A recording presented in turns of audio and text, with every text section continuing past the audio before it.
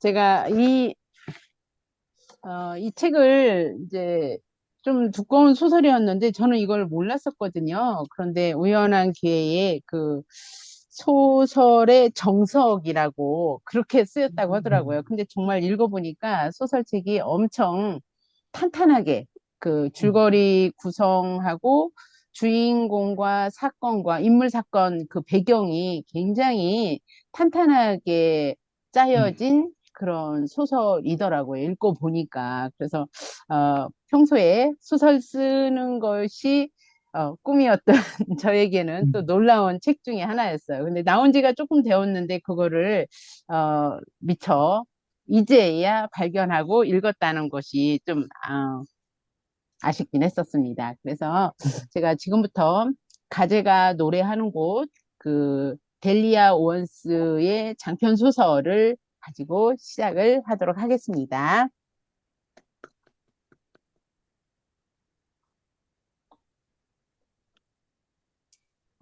이 우선은 목차를 조금 나누어 봤는데요. 첫 번째는 이 작품에 대한 소개, 그 다음에 그 자연 속에서의 이제 그 주인공이 자라나는 성장 배경, 그리고 사건, 주인공이 이제 그 늪에서 살아가면서 고립된 삶과 그리고 받는 상처들, 그리고 그 다음은 어, 이제 살인의 이제 그 제목으로 재판을 받고 감옥에 투옥되어서 생활했던 것과 그리고 나서 이제 무죄로 판결받고 생존, 이제 다시 늪에서 살아가는 것까지의 이제 소설 구성이 이루어져 있습니다. 음, 그래서 이 그 작가 델리아 오원스는요, 그 미국의 유명 그 아주 그 식물 동물 학자이면서 자연주의 작가라고 이렇게 소개가 되어 있는데, 이 책을 원래 그 숲 이런 걸 연구하고 동물을 연구하는 학자였다고 합니다. 그런데 이 소설을 그 내놓음으로써 아주 그 뭐 아마존 뭐 이런 데서 아주 베스트셀러가 되었다라고 이렇게 하더라고요. 그 본인의 그 학문 연구하는 거를 기본으로 그 숲의 생태계, 그 숲에 살아가는 동물들의 생태계들을 굉장히 아주 세세하게 묘사를 해놨거든요. 그래서 그걸 보면서 역시 그 소설가는 단순히 소설이라는 게 약간의 허구가 들어가긴 하는데 그 허구를 좀 더 그 확실하게 리얼리티하게 막 이렇게 우리 독자들에게 다가갈 수 있는 것이 바로 본인 작가들의 어떤 큰 경험과 그런 노하우들이 글에 녹여지는 것이 정말 베스트셀러가 될 수밖에 없었다라고 하는 이런 책이었습니다. 이 소설의 이제 처음 장면이 아, 저희 그 주인공 카야가 이제 맨 처음에 그 어릴 때 자라나는 환경이 이렇게 표기가 되어 있는데요. 그 이 소설의 배경도 그 60년대, 70년대 요때의 그 배경이거든요. 그러다 보니까 그 음, 그때에는 왜 그 가정폭력 이러한 것들이 굉장히 있었던 것 같아요. 그때는 경제적으로도 또 어려운 시기였기도 했고, 그래서 하는 그 어머니의 아버지로부터 폭력 당하는 것들을 그 어린 아이의 눈으로 그거를 경험하고, 그 어린 아이의 몸으로 막 그걸 몸으로 맞고 막 이렇게 했던 이런 가족사가 있거든요. 그러다 보니까, 어, 그, 그런 이제 물론 그 아버지의 어떤 뭐 실패 이런 걸로 인해서 이 늪으로 들어올 수밖에 없었던 그런 배경이 있긴 하지만 그로 인해서 어머니가 집을 가출하고 그리고 뭐 오빠도 집을 가출하고 이렇게 하나둘 다 집을 떠나게 됩니다. 그러다 보니 결국은 그 맨날 술만 먹고 막 그렇게 폭력만 쓰고 있던 그 아버지마저도 결국은 집을 떠납니다. 그래서 결국 남아있는 건 그 어린아이 혼자만 덩그러니 그 늪에 오두막 같은 그런 집에 아이 혼자 남게 되죠. 그래서 그 아이는 어, 배움도 없고 아무것도 없이 그 아이가 볼 수 있는 거는 오로지 그 동물들, 식물들, 나무 이런 것들만 보고 자라게 돼요. 그래서 뭐, 로스캐롤라이나 그쪽이 아마 제가 그쪽 생태는 잘 모르는데 아주 유명한 늪지대인가 봐요, 미국에. 그래서 거기에서의 그 배경과 그러한 것들을 아주 작가는 아주 탄탄하게, 아주 꼼꼼하게 이렇게 표기를 해놓았습니다. 그래서 이제 그녀에게 사람이 처음으로 발견이 되는데 그게 이제 테이스라는 그 친구, 남자 친구를 이제 발견하게 되죠. 물론 그 그 늪의 안쪽에 사는 마을에 사는 그 친구였었는데 그 친구를 사귀면서 알게 되면서, 어떤 이제 사람을 만나게 되고, 그래서 거기에서 이제 테이트가 이 아이가 전혀 글도 모르고 이러다 보니까 글을 가르쳐 주고 이렇게 해서 이제 자연스럽게 어떤 인간에 대한, 사람에 대한 이런 정을 이제 카야가 느끼게 되죠. 그런데 이제 테이트는 이제 학문을 위해서 대학을 가야 되고 공부를 해야 되기 때문에 이제 집을 떠나고 그 마을을 떠나죠. 그러면서 카야가 다시 또 그 숲에서 혼자서 생활을 하고, 뭐, 물고기를 잡아서 그거를 뭐 매점에 갖다 주면 생필품과 그다음에 오일, 배를 계속, 여기에 교통수단은 오로지 그 배더라고요. 조그마한 배가 제가 배를 상상을 해보지는 않았는데, 아마도 본 적은 없지만 그 모든 교통수단이 늪지대이기 때문에 배로 이렇게 이동을 하더라고요. 그러면서 계속 배를 타고 이제 뭐 기름과 생필품과 이런 걸 바꿔서 쓰는 생활을 하게 돼요. 이렇게 하다가 그 안쪽 마을에 체이스라는 어떤 바람둥이 남자가 있었는데요, 소설에서. 이 남자는 굉장히, 뭐랄까, 소설에서 비춰지기는 멋있는 남자? 우리가 말하는 그런, 뭐, 도시남 같이 생긴 그런 남자였었어요. 그래서 그 남자는, 의도적으로 이 주인공 카야한테 접근을 하게 되죠. 카야는 혼자서 그 사람이라는 사람과의 이런 관계가 없이 살다 보니까 따뜻하게 처음에 접근하는 체이스를 거부할 수 없었고 결국 그 체이스에게 이제 빠지게 되죠. 그러나 이 체이스는 처음에는, 원래 바람둥이 나쁜 남자들이 그 특징이 다 똑같잖아요. 처음에는 매우 부드럽고 달콤하게 접근을 하다가 결국 그녀가 자기의 손에 들어왔다 하면 폭력적이고, 그래서 성폭력과 막 폭력 이러한 것들이 아주 정말 리얼하게 표현이 돼 있어요. 막 온몸이 다 막 멍이 들고 막 이렇게 폭력적인 남자로 변하면서, 그리고 이 남자에게는 그러니까 완전히 이중적인 남자죠. 자기의 약혼녀까지 있는 이런 남자를 체이스에게 이 카야가 모든 거를 다 이제 다치게 되죠. 그 바람에 이제 배신감을 느끼죠. 배신감. 이 배신감이라는 거를 늪에서 살면서 그런 걸 느끼지 못하다가 어, 그거를 절실하게 느끼게 돼요. 그런데 이제 여기서 이제 사건, 사고가 발생하죠. 날마다 맨날 멍들고 맞고 막 강제로 성폭력 당하고 막 이런 것들을 늘 당하던 그 카야에게 있었던 체이스가 어느 날 늪에 시체로 발견하게 됩니다. 사건이 전개가 되죠. 그런데 이 체이스의 그 죽음을 두고 범인을 찾기 시작하는데, 거기서부터 이제 범인에 대한 이제 하나하나 형사들이 투입이 돼서 범인을 찾게 되는데, 이때 가장 유력한 용의자로 이제 주인공 카야를 짓게 되죠. 근데 어떤 증거가 없는 거예요. 살인 사건에 대한 증거 수집을 하고 무엇을 해도 나오지 않아요. 그렇지만 마을 사람들 모두 다 그녀가 범인이다라고, 그녀를 거의 어떤 숲속의 마녀 이런 식으로 이제 사람들이 취급을 하다 보니까 그 마을 사람 모두 다 이고동성으로 그녀가 범인이다라고 지목을 하죠. 그래서 감옥에 갇히게 됩니다.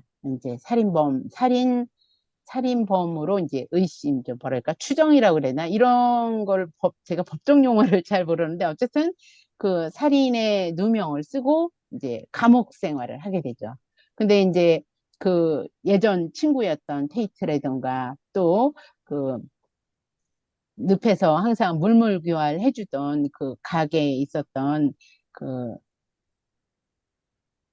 주민, 유일하게 이제 그 카야를 도와주었던 그 사람들이 이제 일부 몇몇 사람들이 도움을 하죠. 그래서 변호인을 선임해서 어쨌든 그녀가 살인했다라는 어떤 증거도 없는데 그 어떤 상황만으로 그녀가 살인을 했다라고 감옥에 이제 살인범으로 이렇게 하는 거죠. 그런데 그것이 아니다라는 걸 이제 모든 사람, 그녀를 알고 있는 정의 쪽이라는 게 항상 있잖아요. 그래서, 그녀는 결국은, 어, 무죄로, 어떤 것도 입증할 수가 없으니까 결국은 살인범이 아닌 무죄로 이제 풀려나게 됩니다.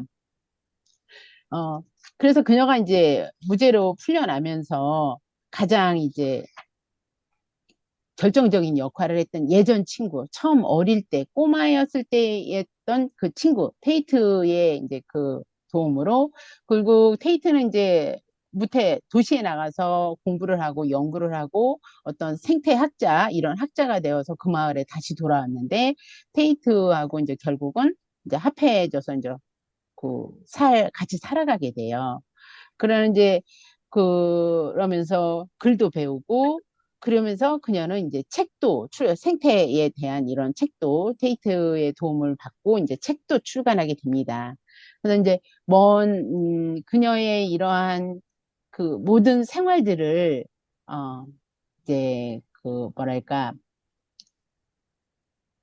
이 책에서는 처음부터 끝까지 그 살인범이 누군지에 대해서 소설이 끝날 때까지 나오진 않아요. 그녀가 어떤 식으로 그 체이스를 죽였는지 이런 것까지도 나오지가 않고 계속 그 생활 그리고 카야의 생활 이런 것들만 책에 이제 노출이 되거든요. 그러다가 이제 그 카야가 드디어 어, 테이트하고 오래 이제 재회해서 오래 살고 있다가 책도 출판하고 뭐 시도 쓰고 이렇게 하면서 카야가 죽음을 맞이하게 되죠. 카야가 죽은 후에 그 어떤 그 카야의 유물이라고 이제 비밀 창고에 숨겨져 있는 그 유물에서 어, 체이스의 그 사망할 당시에 없어졌던 목걸이와 한 편의 시가 발견이 되죠. 그래서 그 시를 발견함으로써 카야가 범인이다라는 거를 이 소설에서는 카야가 범인이다라는 걸 끝까지 표현하지는 않았지만 그 시를 읽으면서 그 체이스가 죽어가면서 그 시선이 결국은 다른 곳을 보게 된다라는 그 시를 보여주면서 카야가 범인임을 은근히 암시를 하게 돼요.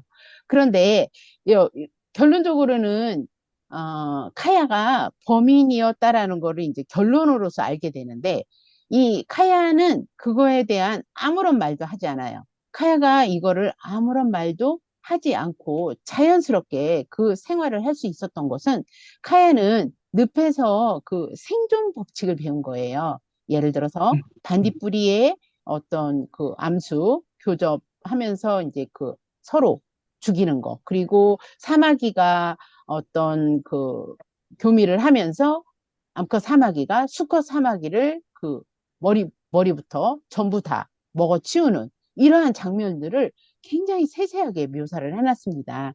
그러한 어떤 장면들, 그런 것들로 보면서 또 뭐 숲에서 어떤 동물이 이제 자식을, 그러니까 자기 새끼를, 어, 보존하기 위해서 취하는 이러한 것들을 그냥 일상 생활로 받아들이고 살았던 거죠.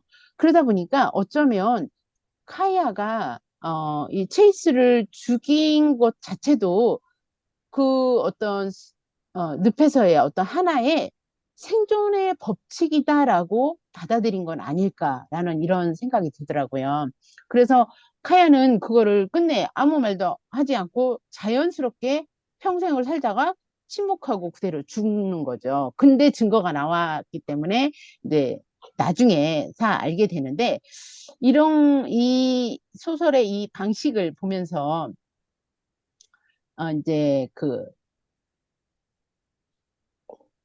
이런 것을, 소설을 구성하는 데 있어서 인물, 사건, 배경을 이렇게 하는 데 있어서 과연 어떻게 그러니까 독자가 책을 읽으면서 어떻게 이 사건을 이렇게 풀어나갈 수 있는지에 대한 매우 흥미로운 책 중에 하나였거든요. 그래서 이제 대표적으로 이제 제가 마지막으로 이제 여기에 시 한 편을 이제 이 글을 올려놨는데, 아, 외로움은 아는 이가 있다면 달뿐이었다. 예측 가능한 올챙이들의 순환고리와 반딧불이의 춤 속으로 돌아온 카야는 언어가 없는 야생의 세계로 더 깊이 파고들었다. 한창 냇물을 건너는 발밑에서 허망하게 쑥 빠져버리는 징검들처럼 누구도 못 믿을 세상에서 자연만큼은 한결같았다. 라는 작가의 그 마지막 그 글귀가 있습니다. 이걸 보면서, 이 일련의 그 많은 사건과 그 카야의 그 힘든 어려움들을 다 결국은 자연 안에 모든 게 다 덮이는 이런 소설이었거든요. 그래서 가제가 노래하는 곳, 이 소설을, 자연과 인간에 대해서 깊이 생각하게 하는 소설이었고요. 그래서 누구도 이 생존의 법칙, 우리의 생존, 우리 인간의 삶도 마찬가지라고 생각합니다. 물론 이렇게 막 커다란 사건과 연관 비교를 하기에는 그렇지만 어쩌면 우리 사람들 속에서 살아가는 우리들도 어쩌면 정말 목숨을 앗아가지는 않지만 그러한 것과 비슷한 행위들을 혹시나 하고 삶을 영위하고 있지는 않은가라는 것들도 생각하게 하는 소설이었습니다. 그래서 저는 이 소설을 읽으면서, 참, 그, 저자가 표현하고자 하는 것을 다 완전히 간파하지는 못했지만, 그 작가가 이렇게 표현하는 이러한 것들을 보면서, 소설은 정말 이렇게 쓰는 것이다라는 걸 깨달은 커다란 감명을 주었던 소설이었습니다. 제가 좀,